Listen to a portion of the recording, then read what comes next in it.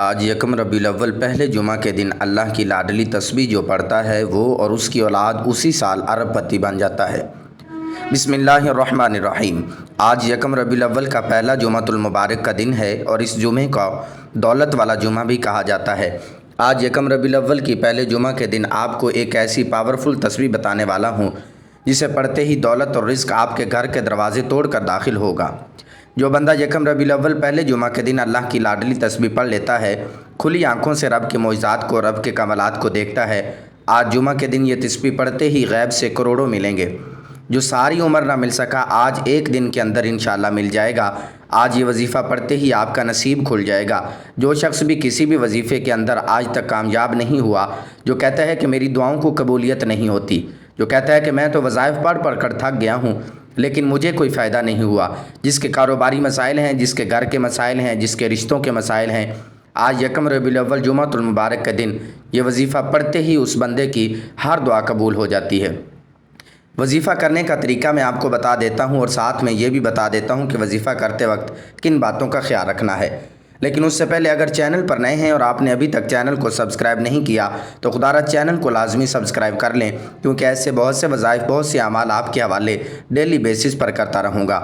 اب عمل کیا ہے؟ آج یکم ربیع الاول پہلے جمعہ کے دن آپ کو جہاں جیسے جب وقت مل جائے باوضو مصلی پر بیٹھ کر آپ نے سب سے پہلے 7 بار نبی کریم صلی اللہ علیہ وسلم کی ذات اقدس پر درود پاک پڑھنا ہے۔ درود پاک آپ کوئی سا بھی پڑھ سکتے ہیں، صلی اللہ علیہ وآلہ وسلم پڑھ لیں، صلی اللہ علی محمد پڑھ لیں، یا نماز والا درود ابراہیمی پڑھ لیں۔ درود پاک پڑھنے کے بعد آپ نے اپنی آنکھوں کو بند کرنا ہے۔ سب سے پہلے جائز مقصد، جائز حاجات کی نیت کرنی ہے۔ مثال کے طور پر آپ کو بڑی رقم چاہیے، 10 لاکھ چاہتے ہیں، 20 لاکھ چاہتے ہیں، فوری طور پر آپ چاہتے ہیں کہ رقم کا بندوبست ہو جائے، تو اس کی نیت کر کے آپ بیٹھیں کہ مجھے یہ رقم مل جائے۔ یا اپنے بچوں کی شادی کہیں اچھی جگہ کرنا چاہتے ہیں، اس کی نیت کر لیں کہ آپ کے بچوں کا رشتہ نہیں ہو رہا، لوگ آتے ہیں دیکھ کر چلے جاتے ہیں، تو اس کی نیت کر لیں کہ اچھی جگہ رشتہ ہو جائے۔ آپ کرائے کے مکان میں رہتے ہیں، آپ کا ذاتی مکان خریدنا چاہتے ہیں، اس کی نیت کر لیں۔ من پسند شادی، من پسند نوکری کے لیے پڑھ لیں۔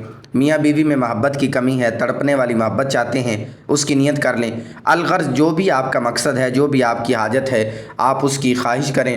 اس کی نیت کرنے کے بعد ایک بار اعوذ باللہ من الشیطان الرجیم بسم اللہ الرحمن الرحیم پڑھ کر وظیفے کا آغاز کرنا ہے۔ اور سب سے پہلے نمبر پر جو وظیفہ آپ نے پڑھنا ہے وہ وظیفہ لا حول ولا قوۃ الا باللہ کا وظیفہ ہے۔ جو شخص کہتا ہے کہ مجھے اللہ سے مانگنا نہیں آتا، مجھے اللہ کو راضی کرنا نہیں آتا، مجھے اللہ سے اپنی بات کو منوانے کا طریقہ نہیں آتا، طریقہ آج میں آپ کو بتاؤں گا، اور مانگنا رب سے آپ نے ہے۔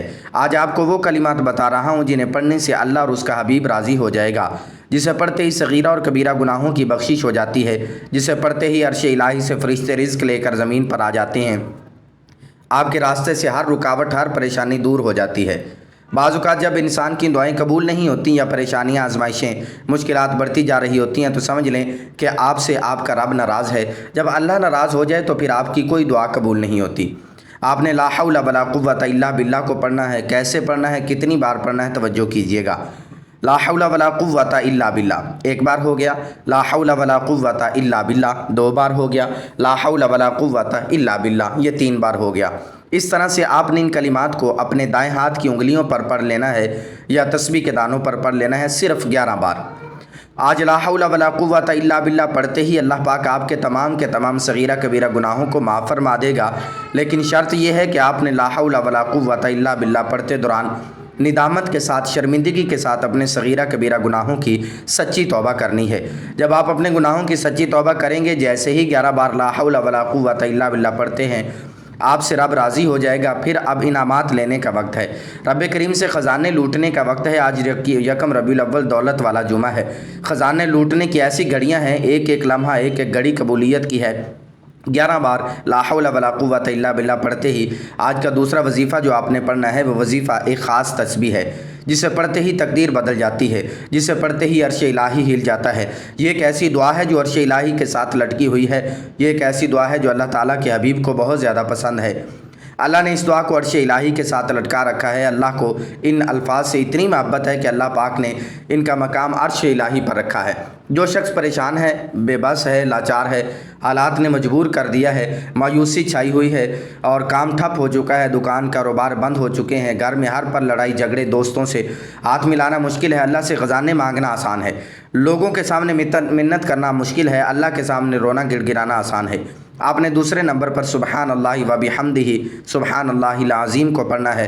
ये ऐसे अल्फाज हैं जो तकदीर को बदल कर रख देते हैं, नस्लों को आबाद कर देते हैं।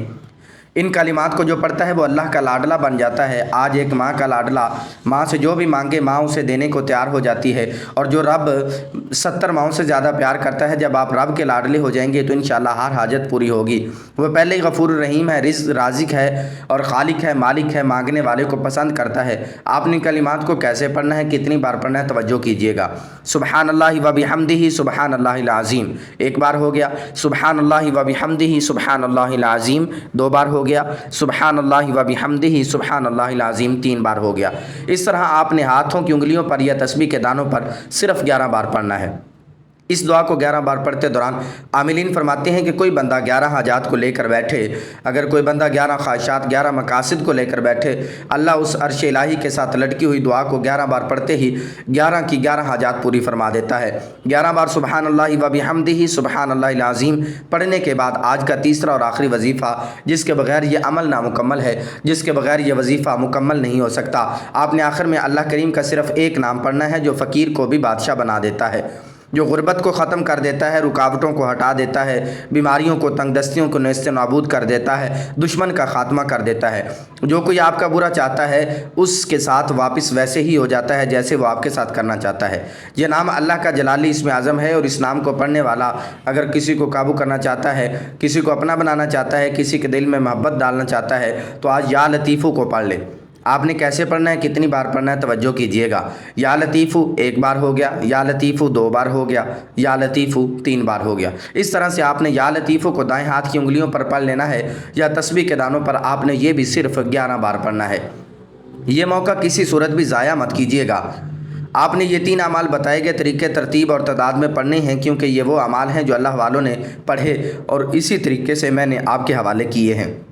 अब इनमें गलती कोताही की ज़िम्मेदारी आपकी है। हाँ, आप अगर ये वजीफ़ा बताए गए तरीके और तरतीब से पढ़ लेते हैं तो आप सारी ज़िंदगी दुआएं देंगे कि वाकई किसी ने कोई वजीफ़ा बताया था। वजीफ़ा मुकम्मल होते ही आखिर में उतना ही दुरूद पाक लाजमी पढ़िएगा जितना आपने अमल के शुरू में पढ़ा था। आज यकम रबीउल अव्वल पहले जुमे का दिन वजीफ़ा मुकम्मल हो चुका है। अब दोनों हाथ जोड़ कर अपने गुनाहों की सच्ची तौबा करें, क्योंकि बाज़ औक़ात गुनाहों की पकड़ की वजह से वजीफ़ा ज़ाया हो जाता है। सच्ची तौबा के बाद अब ज़िद करके मांगें, आँखों में आंसू लिए मांगें, सजदे की हालत में मांगें। सजदे से सर उठाने से पहले अल्लाह पाक आपकी हर हाजत को पूरा फरमा देगा, हर ख्वाहिश आपकी पूरी हो जाएगी इंशाअल्लाह। दुआ है कि रब करीम मेरा सुनाना आपका सुनना अपनी बारगाह अक़दस में कबूल व मंजूर फरमाए। जो मांगा मुक़द्दर फरमाए, जो नहीं मांग सके बिन मांगे अता फरमाए, आमीन। मोहतरम नाज़रीन, अपने रिज़्क़ में बरकत और वुसअत के लिए अल्लाह ताला के 99 नामों में से कोई एक नाम ज़रूर कमेंट में लिखें। जज़ाकल्लाहु खैरा।